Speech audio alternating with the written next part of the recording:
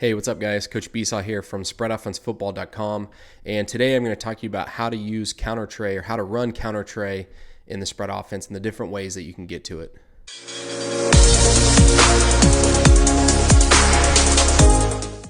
Welcome to my channel, Coach. If you haven't been here before, this channel is completely dedicated to covering anything and everything related to the spread offense. I do my best to cover run game schemes, pass game schemes, RPOs, up-tempo, no-huddle offense, and anything else that you guys can think of. So before I get to today's video, though, I want to make sure you guys get connected with as many coaches as possible. So there's a few links in the description below, so go ahead and check those out. One of those being the Facebook group that we have, the Spread Offense. There's a lot of coaches in there already. If you're not in there yet, click the link, join the group, and be a part of the great discussion that we're having.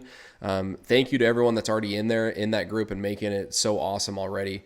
The other one also is follow me on Twitter at spread_offense so we can stay connected and talk football and have great dialogue there as well. And then finally, if you're interested in the spread offense and you want to continue to learn and grow as a coach in the spread, then make sure you hit subscribe below and then tap the bell right next to it so you can get notified anytime I come out with a video on my channel. Okay, today's video is all about running counter Trey in the spread offense and the different ways that you can get to it. So hopefully you guys can see this. It's my new little setup that I'm going to try working out right now. Stuck at home, trying to find different ways to present to you guys. And so I found a little whiteboard that I had in the garage. So we're going to try to make this work the best we can. So I got our offense up here on the board, basic 2x2 structure, our spread formation. You see standard 4-2-5 defense, single high safety, 6-man box. I don't see a whole lot of single high safeties anymore, but occasionally I do. But for this sake, we're just going to have it drawn up that way. And we're going to be going counter Trey to the left here. So I got my back offset to the right. And there's a bunch of different ways that you can run counter Trey. I'm not saying that these are the only ways. These are the best ways. These are just the ways that I like doing it. And the first way that I'm going to draw it up is using kind of jet motion with one of our slot receivers. Now, counter Trey is great for me because I like running power read and I like running sweep. And for me, counter Trey is a great counter to those two plays. So we're going to be going counter Trey to the left using sweep jet motion action away from it. Now, before we get to the backfield and all that stuff, let's take a look at how this is going to be blocked up front against this even front. So going to the left, center, left guard, left tackle, that's our front side. And just real quick with the front side, with your left tackle, you may want to have him kind of kick out his split just a little bit farther than normal. So maybe if he's a 2-foot split, maybe make it 2.5 or 2 and then some. That way he also kind of kicks out that 5 technique and gets him a little to widen a little bit with him. And the reason being is you're trying to help out your backside guard who's eventually going to try to kick him out. So you may want to kick his splits out a little bit, and then also on the backside, you may want to reduce. You can reduce the splits. Obviously, you don't want to give too much away where you're really tightened down here and you're back off the line of scrimmage more than usual. So don't give any tells with what you're going to be doing. So reduce them just a little bit without really tipping your cap. But on the front side here, this is a gap scheme here, so we're going to be gapping down everyone on the front side. So our left tackle, left guard is going to deuce that 3 technique right now, and then they're going to combo that to the backside backer. Now, this combo, it really depends on what happens in this combination to see who is coming off for the backside backer. And most likely with him in a 3 technique, he's going to be responsible for that B gap there. If we don't get good horizontal push on this 3 technique, and we don't replace him and put him into the A gap, and he still maintains this B gap presence, then most likely it's going to be our left guard that's going to come off this combination underneath for the backside backer. So if he never gets across our left guard's face, then he's going to have to come off underneath it and get to the backer. If we do get good push though, and we can replace him and put him into the A gap, and we get that good horizontal push with our double team, or let's say he's in a 2-eye to begin with, okay, then most likely it's going to be our left tackle who comes off of this thing and gets to the backside backer by getting off over the top. Okay, so that's how that combo works. And then looking at the center here, he's going to gap down as well. So he's looking for anyone into his backside gap with the 2-eye there. He's going to be working against that 2-eye. Now, it's really important that our center comes out flat on the line of scrimmage.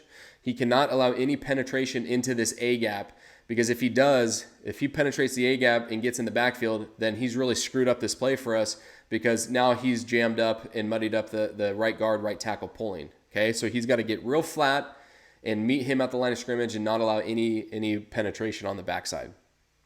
Our right guard is going to kick out this front side defensive end. So he's going to skip pull, and then he's going to kick him out. Now, this is an easy block for us. If he keeps his 5 technique here, he sits on the line of scrimmage. If he gets this down block from the tackle and he doesn't squeeze, it's an easy kick out block for us.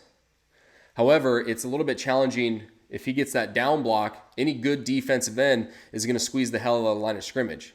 Okay, so it's a little bit more difficult for us to kick this out if he squeezes that line of scrimmage, or even if he sees guard coming his way. Usually they'll squeeze and keep their shoulders parallel to the line of scrimmage. If he sees guard coming his way, one thing he might do is he might attack or bring on that guard and wrong arm it. So in this example here, it'd be his right arm, and he's going to take on that guard that's trying to kick him out. Okay, that can really disrupt things in the backfield for us with our tackle trying to follow and wrap for the play side backer.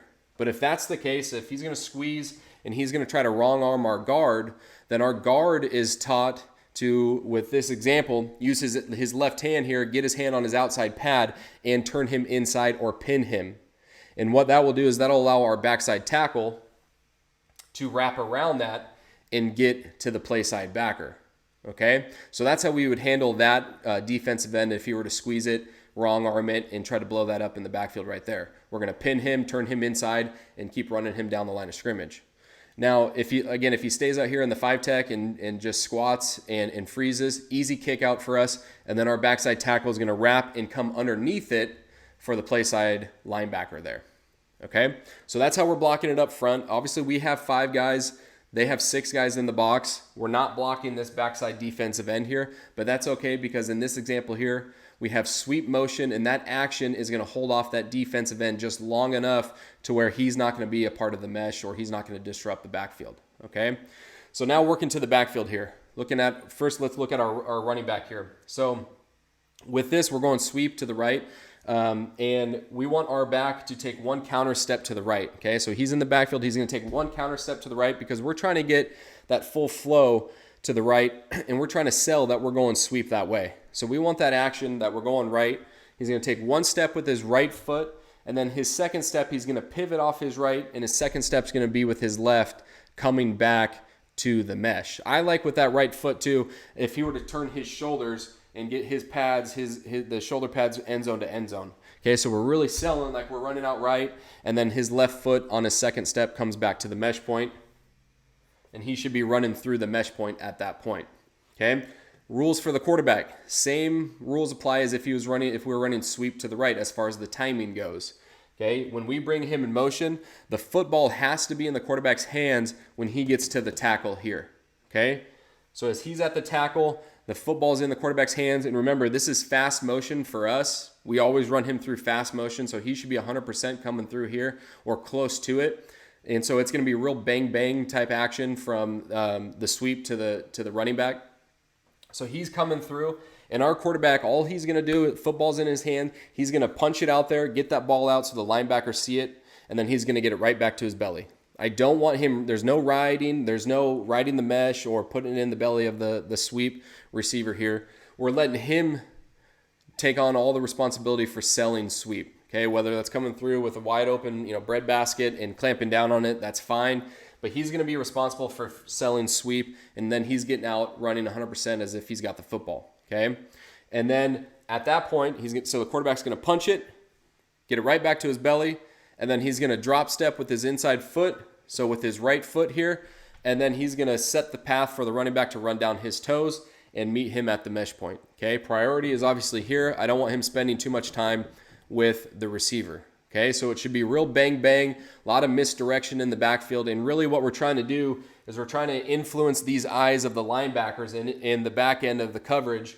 We're really trying to influence the eyes of the linebackers to be sold on that action of running sweep, because for us, we've ran it enough times in the game that we're successful with it. It's now time to counter it and go counter Trey to the left. So we want that action. We want it to look like our tendencies, but in reality, in the backfield, we're setting them up to come back the other way. Okay? So that's the type of action that we're using in the backfield. We're going to use 2 for 2 on the front side here, or on the back side, I guess, and we're going to block that. Then 2 for 2. We're not tagging anything here. Same thing out here, okay? Now, there's a few different ways that the defense can handle this type of motion, whether they're a zone team and they bounce backers and maintain their zone principles, or they're a man team and they run through. If motion's away here, he runs through, or they roll coverage, okay? So the one thing that you should be doing as if you're a play caller is setting this counter Trey up. And you do that by running motion often in the first quarter. You want to see how the defense is handling your motion. Are they a zone team? Are they a man team? What do they do when you motion? How does their back end of the defense handle that? And so there's a few different ways that they can do it, and you want to look for exactly what they're doing. So if they're a zone team and you motion away and all they're going to do is bounce backers, okay, where he's just outside the tackle box, he comes over, he's the B gap, in the B gap there, and then he enters the box here. They get a 7-man box now. If that's what they're going to do, then you want to keep running action this way, whether you're using him to sprint out into the pass game or you're using him to run sweep, whatever it may be, you want full flow to that side of the field because they have not set an extra defender off the edge to stop what you're doing. Okay. Another thing that they may do, they may still bounce backers just a little bit now, but if he gets motion away from him, what they might do is they bring him off the edge, right? He gets motion away. Well, you're coming off the edge and you're our C gap run defender now. Okay. And so they would be playing man principles over on this side. He's C gap run defender for anything that comes back his way, right? So if that's the case, again, continue on with what you're doing. Right? Full flow to that side of the field. They have not set the numbers to this side here to be able to stop you getting to the edge. So continue on. Another thing that they might do though is they may run through or play man and rotate coverage. And that is an indicator of when you should be running counter Trey back the other way. So if motion goes away and he runs through, okay, or they rotate coverage, so where he's going to be up here, safety's going to come down on number 2, and then they're going to send him off the edge if he gets that sweep read, and they're going to send him off the edge to be able to fit the run there and stop that action. If they do that, then that's great because now that's an indicator for us to come counter Trey back the other way.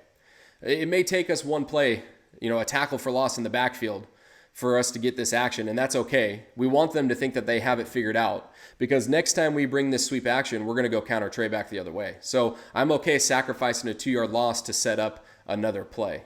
And so when they get this look here, they vacated this area of the field and they left me with the left side of the field completely open. And as an offense, what we're trying to do is we're trying to attack their weak points, right? We're trying to put the football to where they're not.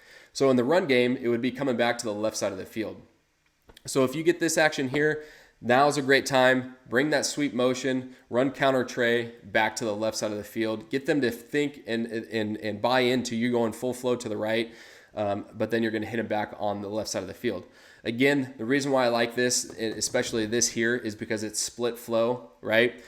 You're splitting the field in half with bringing numbers to the right side of the field, but then football is coming to the left side of the field. So it's really difficult for a defense, especially linebackers that want to get caught up in the backfield with so many RPOs now. A lot of guys are now reading the backfield and the running back and looking at the ball. And so this is a great way to influence their eyes, get them caught up in the backfield with misdirection and deception in the backfield, and then hit them with the counter Trey to the left. So that's one way that I like to get to it. Another way that I like to get to it is we'll keep our 2x2 surface here on offense. So we'll stay in our spread set, and I guess we'll keep them in an even front. Okay, so they'll be even front, and we'll just keep it the same. That way it don't take forever. Now let's just draw up 2 high safety. Okay, so we're 2x2. 2 high safety. 6-man box, 2 high safety. Then that means they can only have 1 overhang to one side of the field. Most of the time, he's probably going to be to the field. So on a hash, this would be great going to the boundary. Or if the ball's in the middle of the field, it's probably going to be to your quarterback's strength, your quarterback's passing strength. Okay, so if we get this look here, another way that you can get to counter Trey, and we'll keep it going counter Trey to the left. Okay, so they're going to be here. We're going to kick out. We're going to wrap for the backside or the play side linebacker. And Now here is where it's going to be just a little bit different. We're going to tag our quick pass game to counter Trey going to the left. I tag a lot of our quick pass game to a lot of different run schemes because I always want my quarterback to have a pre-snap read and to have an option to go with the football in case they load the box or defenders fold into the box and the run's not a great play for us.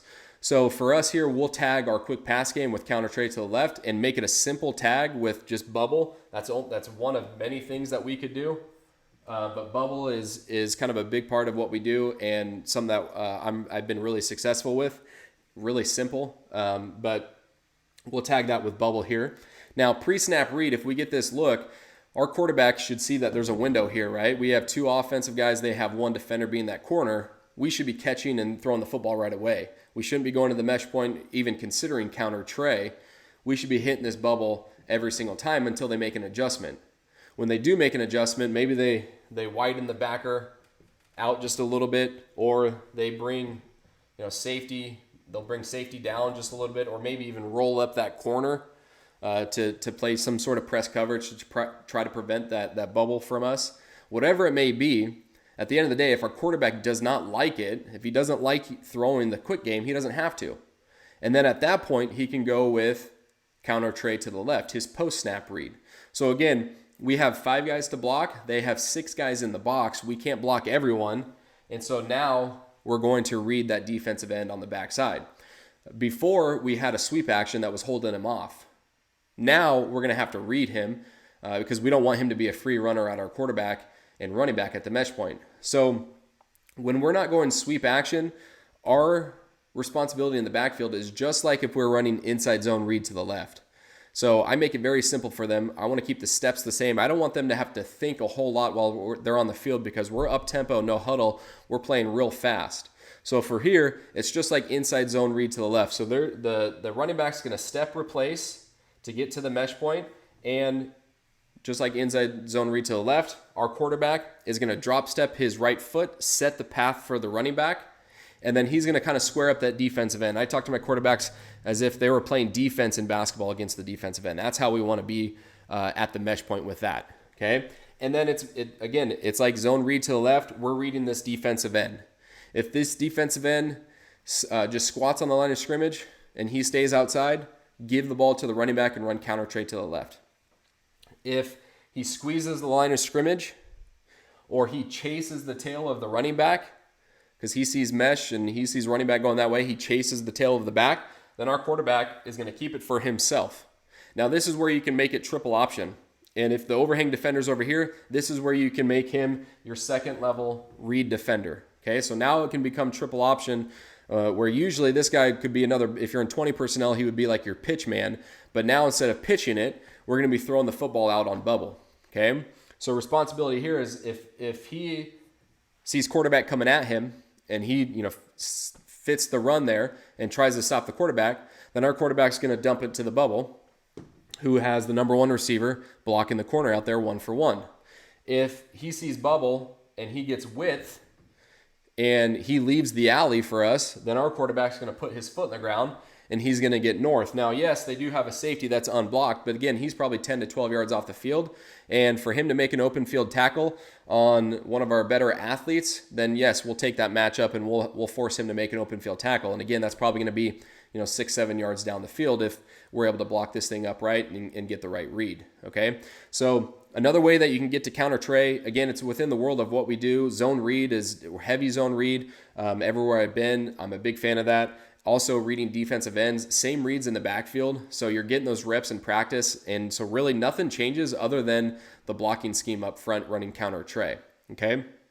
If you don't like triple option, you don't want to give that quarterback that option, then instead of tagging anything, if you don't like tagging stuff and maybe you're new to it, well, then just have these guys be 2-for-2 out here. So on the left side here, if they're too high safety, then he's going to come off the ball. He's going to look for flow his way. Could be a linebacker maybe, but most likely it's going to be the safety on top of him there. So you can make it triple option or you can make it just, this 2-man game, option run game with the quarterback and the running back.